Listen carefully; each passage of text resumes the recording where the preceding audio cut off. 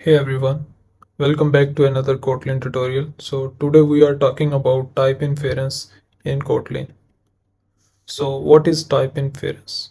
Type inference is Kotlin's ability to automatically figure out the type of a variable based on the value you assign to it. So you don't always need to explicitly declare the type because Kotlin does it for you. So let's see a simple example here. So I'm going to create a main function and I'm going to declare some variables.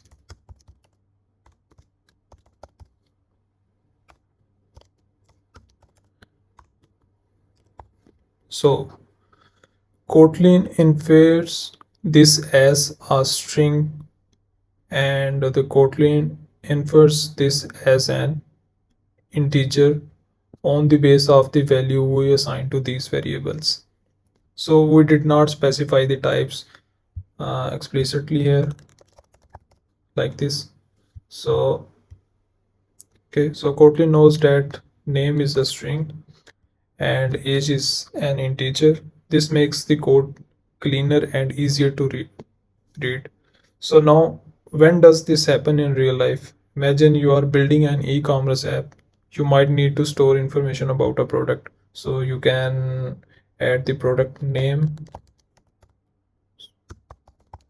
and you can add the price as well.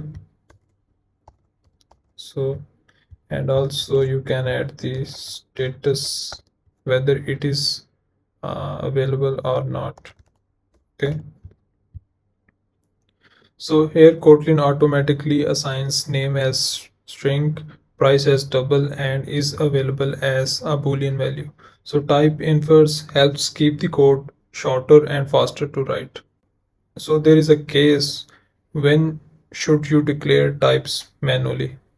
So you should declare the type explicitly when the value is assigned later or when you need more clarity. So let's see this through an example.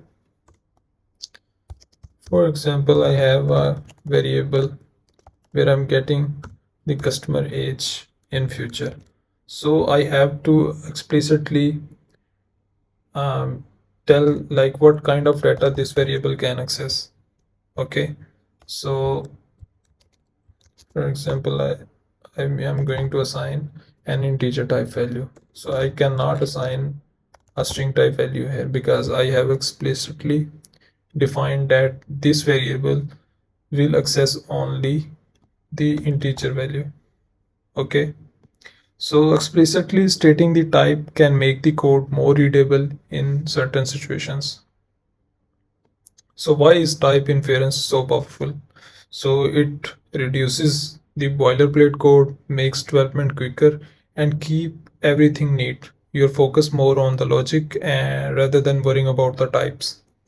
So that's it for today. You have learned about type inference, when to rely on it, and why it is so useful in Kotlin. So thanks for watching and see you in the next video.